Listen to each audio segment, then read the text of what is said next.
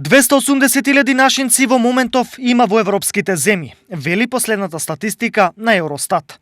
Според истиот извор, годишно од Македонија во Европа заминуваат по околу 20.000 граѓани од сите возрасти, од кои најмногу се деца на возраст до 14 години. За 10 години од неполни 31.000, нивниот број се зголемил на 58.000, од кои 28.000 се деца на возраст до 5 години. За нас катастрофалната демографска состојба ја драматизира и податокот дека од сите иселени 1/3 се млади до 29 години.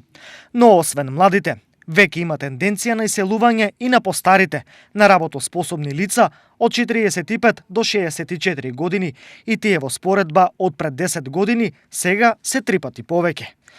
Од сите заминати во европските земји, 23% се во Германија, 22 во Италија, 11 во Швајцарија и 5 во Австрија. Од друга страна, 183.000 македонци во моментов живеат во САД, Австралија, Канада и Нов Зеланд. Во меѓувреме, константната сиромаштија и безперспективноста која нашите ги испрати во странство, во Македонија остана што е причина тие со едното око да гледаат и наваму, па оттаму до најблиските редовно испраќаат пари. По еден или друг основ, годишно од иселениците, овде стигнуваат милиарда евра, што е речиси третина од државниот буџет. Според Евростат, 60% од оваа милиарда се наменети за плаќање тековни трошоци и секојдневни потреби, како што се струја, храна, стан и слично.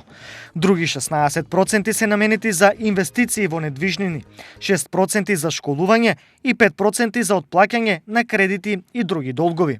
Што без тие пари е тешко и да се претпостави. Голем дел од тие пари се трошат во нашата држава. Потрошувачката може да значи потрошувачка за лични потреби, тоа е дополнителен стимул за трговијата наша, а дел од тие пари па понатаму низ разни форми се вложуваат во стопанството, како почнување бизниси, зголемување на своите дотогашни бизниси, подобрување на ликвидноста на некои предпријатија кои ги имаат тие роднини на нашите во странство. Така да, во секој случај, ова е значаен извор на финансиски средства за нашата држава.